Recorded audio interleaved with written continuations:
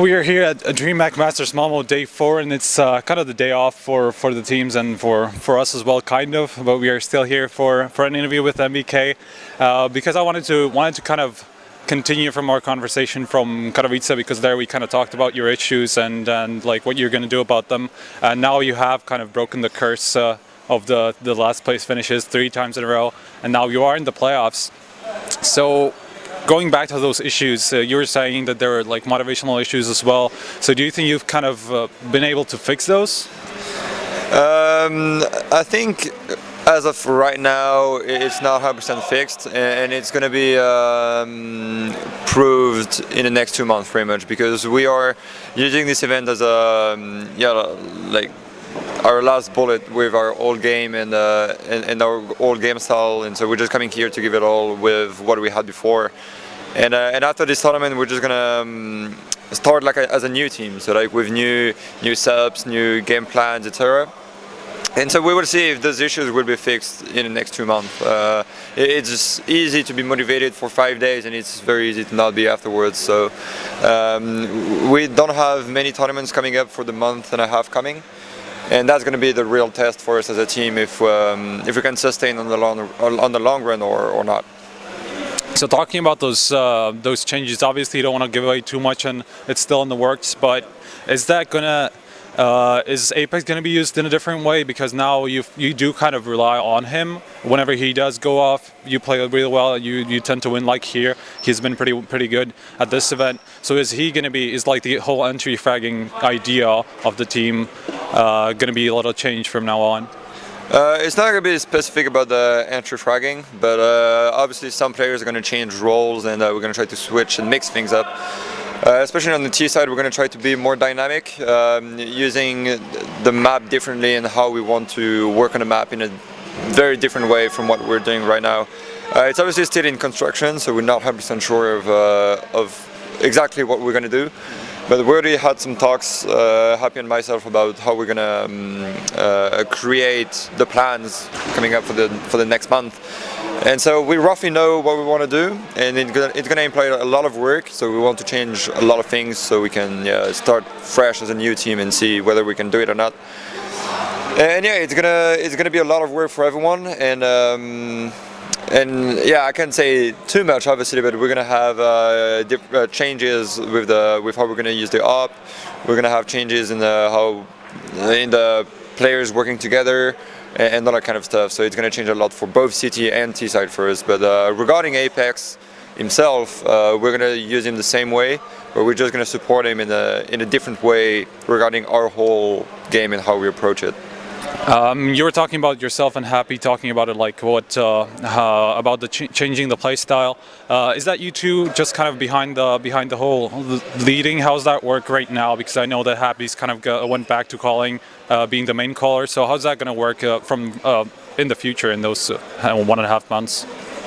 So basically, Happy is going to be the in-game leader. That's pretty obvious. I personally thought about a system where we can use CT and T, 2 different leaders, but Happy doesn't want to work like that. So I'm just going to give him my input on how I see the CT side.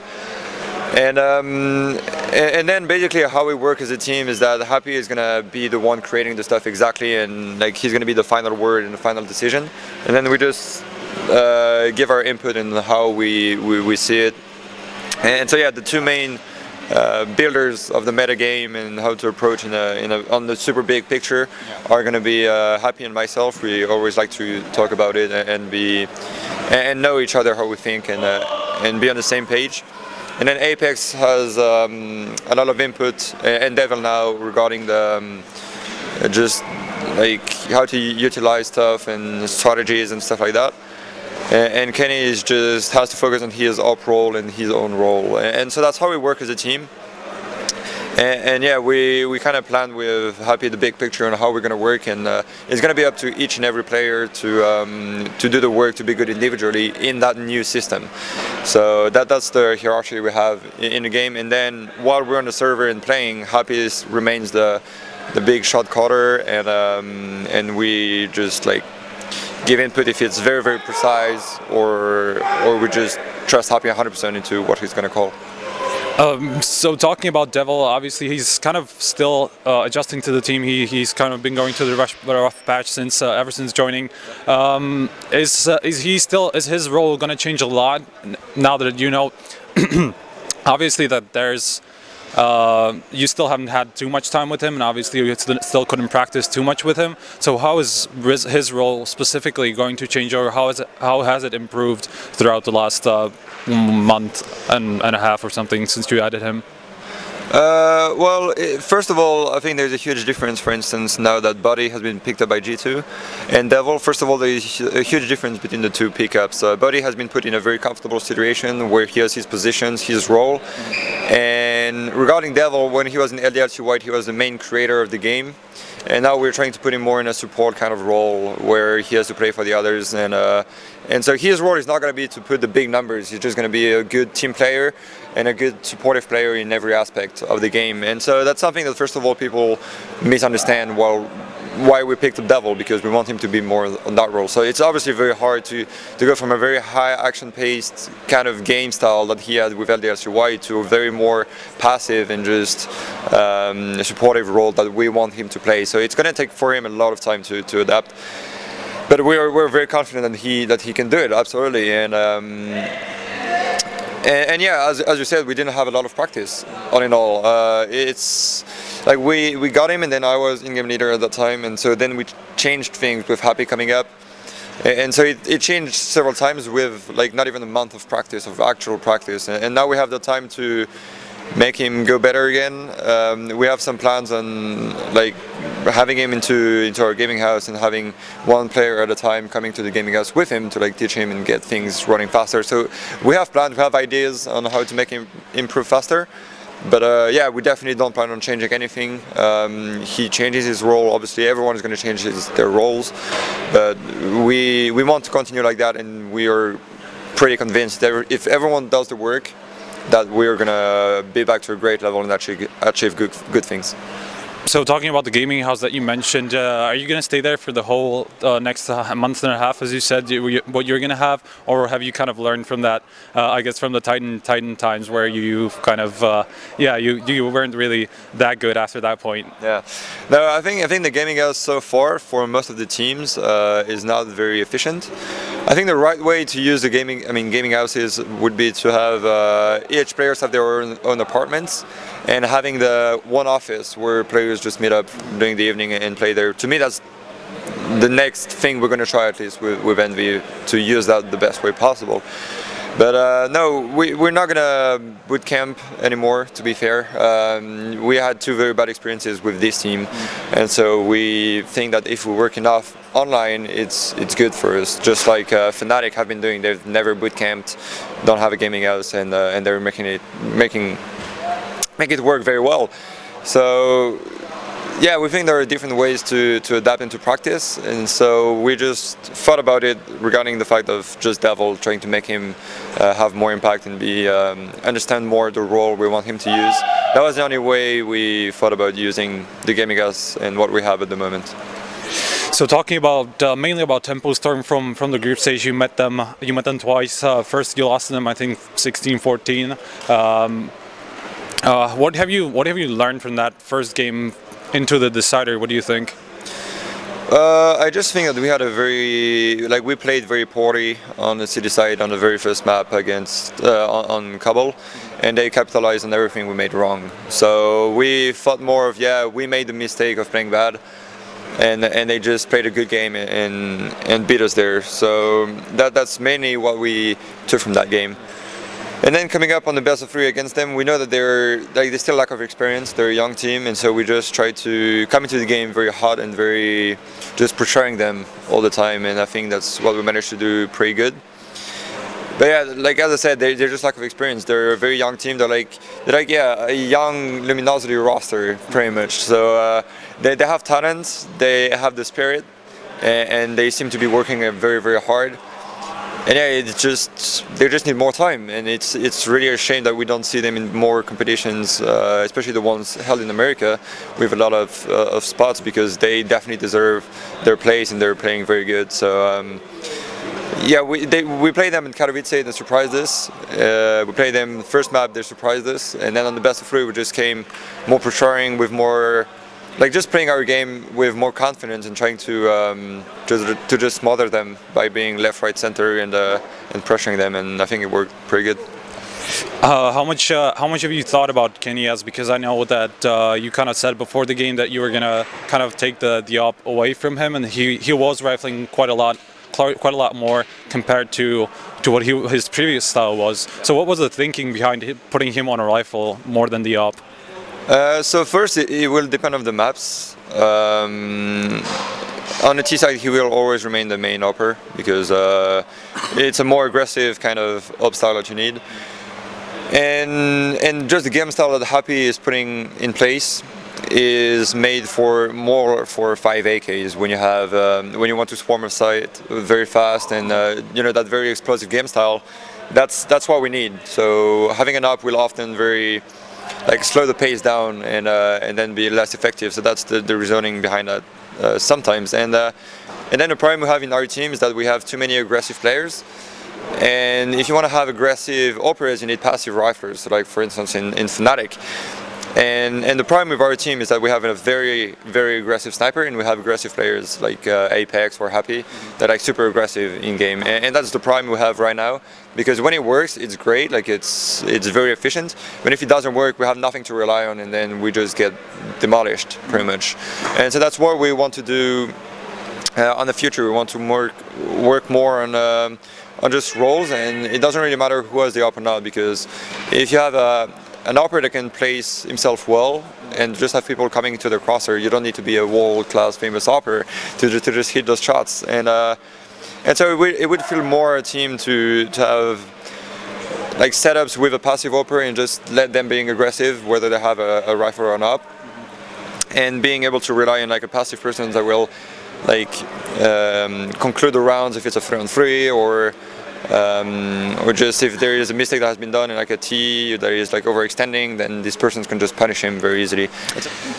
So talking about qeshim obviously a little bit, because you played against him in FaZe and he did play really well and he did seem motivated. I even talked to him in an interview and he did say that there was kind of an added value and kind of playing for pride as well. How is it from your point of view? Yeah, there was obviously this first thing of pride, because we had different views, and then yeah, we parted ways. I mean, if you can find the motivation again and start playing again good and show good things, well, I mean, I'm happy for him. It's just that the problem was, it was just very clear, and I think everyone knows it, that for a few months within the team he just didn't have the same implication that he used to have, and that he has probably now in FaZe, and that's what made it change. And yeah, I mean, if he can find some level again, if he can just start playing again, I mean, he's been putting hours before the tournament, yeah, a lot of hours, and I mean that's great for him. Like I'm happy if he can find a good new home and perform well again. And yeah, he's been pretty good against us. He won like good clutches and just played well overall. So yeah, I mean it's good for him. Talking about Dignitas, the quarterfinal that you're gonna have tomorrow, the second quarterfinal. What do you obviously only played, I think you only played them twice at the Game Show Global Esports Cup. Once in the groups, they kind of destroyed you, and then you kind of took it back to them in the grand final, from what I remember. So what are you expecting from the matchup overall? Obviously, there's two maps that they're pretty obvious that you're not going to play, but what about the rest? It's going to be a fun matchup because we're going to play maps that we are both teams comfortable on. So it's definitely going to be a great game to play and to watch probably. What to expect exactly from the game, to be fair, I don't really know. We know their game style roughly. They know ours, I'm quite sure. And yeah, they have solid players, but again, what they have, they're a young team and they have been working on good stuff, but what they lack for now is still experience, and being able to constantly perform at a good level and just make it over and over again. So if they show up on a good day, it's going to be a very tough matchup, and especially with our current form, it's going to be hard to beat them. But if we come again with a good spirit and ready to play 100% and never give up on anything, then yeah, I'm quite sure it's a matchup right now that could be 3 games, super tight maps, because the best of 3 just looks like it. As in, we're gonna play maps both teams like, and so it makes up for a very good matchup, and it's gonna be a tough game. All right, so lastly, we obviously have to talk about some of the upsets. The main upset, obviously, is TyLoo, the Chinese team, the international debut that they had here. And it's been going pretty well so far. They're going to meet Navi, which is obviously probably the toughest match to have in the quarterfinals. But still, what do you think about the team? How much have you actually seen from their games, and what do you think about them? I've seen the last 2 maps of the best of 3 against Luminosity. I was absolutely not expecting such a result against them, much like probably everyone else. But I mean, they've been playing good CS in a way that they have been very dynamic. They were hitting shots, they were not hesitant at all. All their crossfires were played very good, and I was quite impressed by how strict and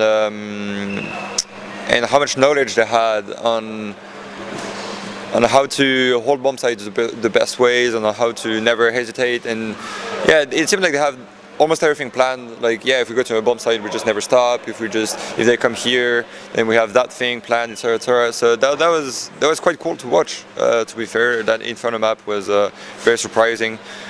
And yeah, I mean, LG are obviously the better team out of the 2. But yeah, they made mistakes. They didn't play up to their highest level, and yeah, that's what you get in Counter-Strike. If you don't play to your highest level, then you get punished. But Luminosity, they're a hard-working team, and I'm 100% sure they will come back from that. They just didn't play good for one best of 3, and it happens. And TyLoo beat them by playing just solid, simple CS. So. It's fun to see upsets, especially when it's a Chinese team that comes pretty much out of nowhere, just like Luminosity did back in the days, coming out of nowhere and being teams in best of 3s. And hey, like, we have a good scene and we can perform very good. And especially for Asia, that can put up big numbers, it can bring a lot of people and a lot of hype into the game. So yeah, it's a good thing for the scene in general. Yeah, as a good friend of Luminosity, I'm always a bit sad that they lost, but it's. Like, it's a payback for what they did in coming to the scene and starting to crush everyone. Okay, so payback to Luminosity. That's what came from TyLoo. Thank you very much for the interview. Maybe do you have anything left to say to the fans, sponsors, whoever you want? Well, not much. I mean, the same as usual. Like, thanks Envy for everything. All the sponsors, they're all here on the jerseys. It's a long time to list them all. Yeah, thanks for the interview, and for everyone that is still supporting us. We passed the groups, we made it. It's been a long time, but we are now going for the goal. And it's going to be game after game, so we're going to give it all. All right, and Mia's going to give it all. Day 4 at DreamHack Masters Malmö. Obviously, this is the day off, as I said at the beginning. So we're probably not going to catch up with any more teams, but still stay tuned to ichiltv.org as we have a preview for the quarterfinals to put out as well. So yeah, stay tuned.